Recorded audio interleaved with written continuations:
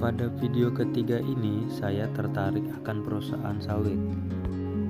Karena dari yang saya tangkap di daerah saya sendiri, yaitu perusahaan sawit merupakan penyumbang terbesar dalam pendapatan masyarakat di daerah. Selain dalam perusahaan, masyarakat juga memiliki perkebunan sawit swadaya. Maka dari itu saya akan menjelaskan secara ringkas yang saya ketahui mengenai perusahaan sawit dan potensi yang ada di daerah saya, dan juga pengaruh pada masa pandemi terhadap karyawan sawit. Gambar yang Anda lihat sekarang ini merupakan apel pagi yang biasa dilakukan dalam perusahaan sebelum memulai kegiatan di lahan sawit. Yang biasanya dalam kegiatan berikut, mereka biasanya berdoa dan memulai diskusi singkat sebelum memulai kegiatan dalam lahan perusahaan sawit. Kegiatan yang para pekerja lakukan biasanya mulai dari penyemangat bekerja, pembersihan lahan, penyemprotan, pemanenan, hingga evaluasi pada akhir masa kerja pada hari tersebut. Sebelum masuk pada pembahasan inti dari perusahaan sawit yang saya ambil, saya akan menjelaskan beberapa yang saya ketahui yaitu tentang sawit.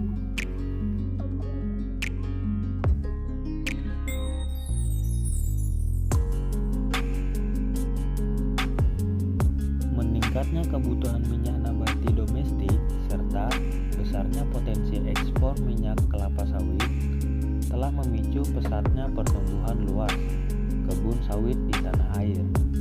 Pada tahun 1980, luas lahan perkebunan sawit hanya 200.905.000 hektar, tapi 30 tahun kemudian bertambah dan berlipat-lipat.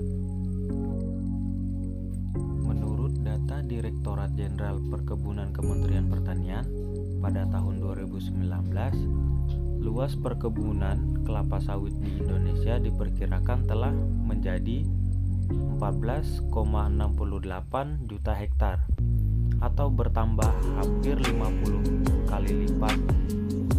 Bahkan bila mengacu pada data hasil rekonsiliasi perhitungan luas tutupan kelapa sawit nasional pada tahun 2019, angkanya besar lagi, yakni 16,38 juta hektar.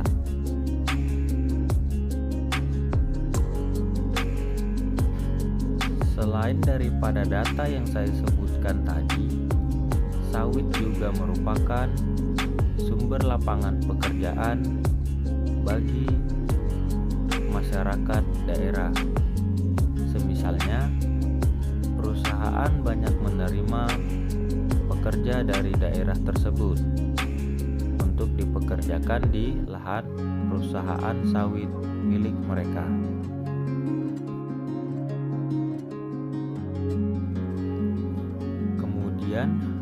Hasil dari mereka bekerja di lahan sawit pada suatu perusahaan tersebut, maka mereka otomatis akan dapat penghasilan.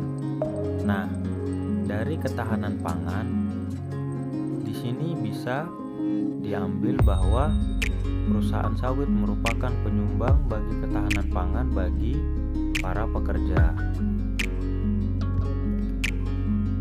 Upah yang mereka dapatkan untuk membeli kebutuhan pangan, dapur, sandang yang mereka butuhkan dalam kehidupan sehari-hari.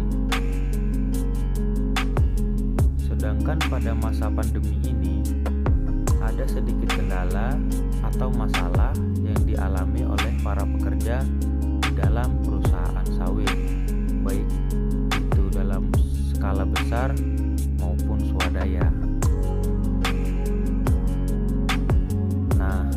Daripada itu, saya coba untuk menarik wawancara daripada pekerja pada lapangan ataupun pembawa buah sawit kepada pabrik yang untuk diproses pada tahapan selanjutnya.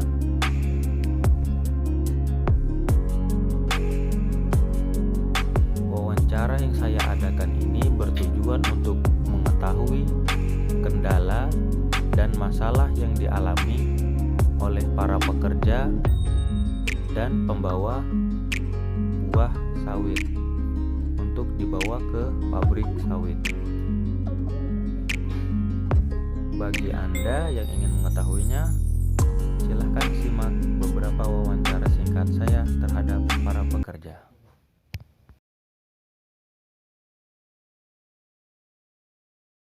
Bismillahirrahmanirrahim. Assalamualaikum warahmatullahi wabarakatuh.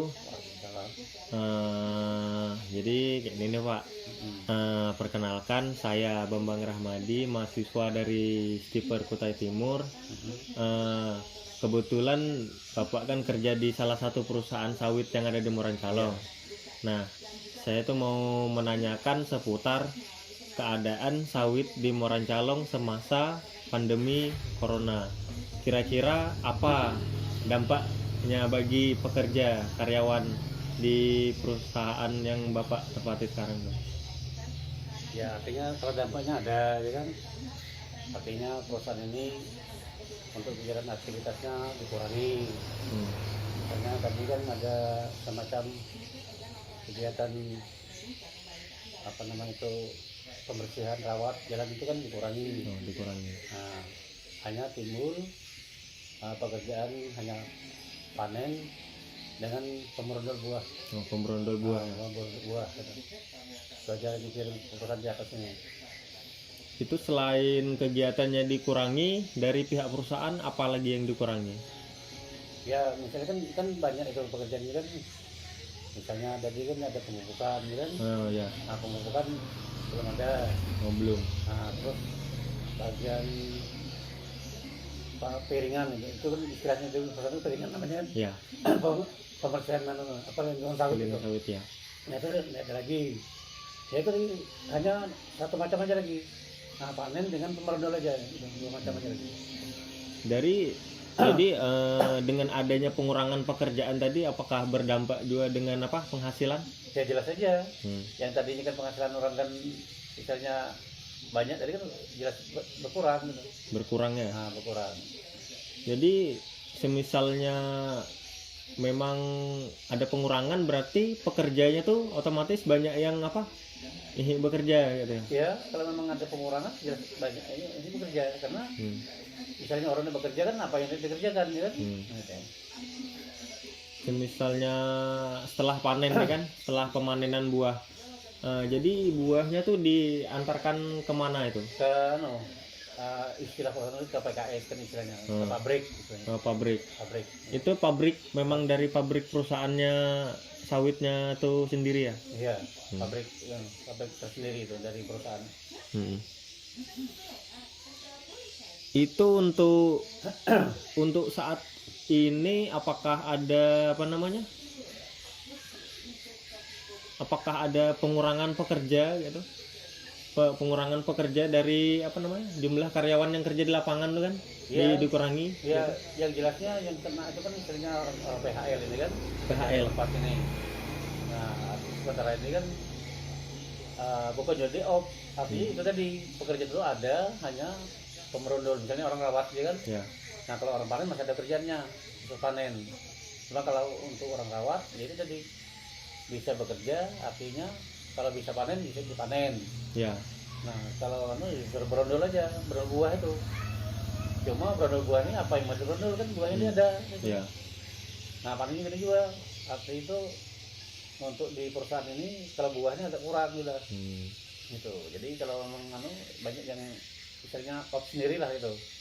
Berarti kebanyakan pekerja itu misalnya ndak turun kerja itu kurang efektif ya, karena buahnya kurang produktif. Hasilnya ada, ya. Jadi banyak yang misalnya hasilnya dari semisalnya tetap turun kerja sesuai dengan pendapatan. Iya, sesuai dengan pendapatannya gitu. Halo.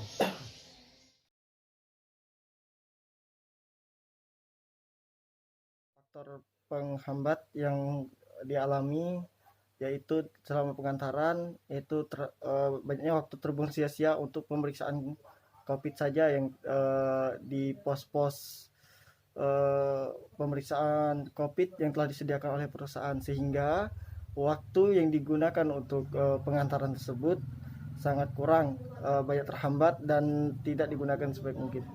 Untuk masalah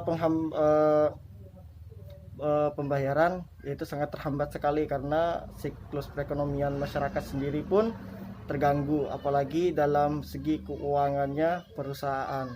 Jadi selama COVID ini berdampak sangat buruk sekali terhadap perekonomian masyarakat, terutama di kalangan supir pengantaran sawit. Oke, bagi teman-teman yang sudah memperhatikan sampai habis, saya ucapkan terima kasih. Jangan lupa like, komen, dan subscribe channel saya. Bye.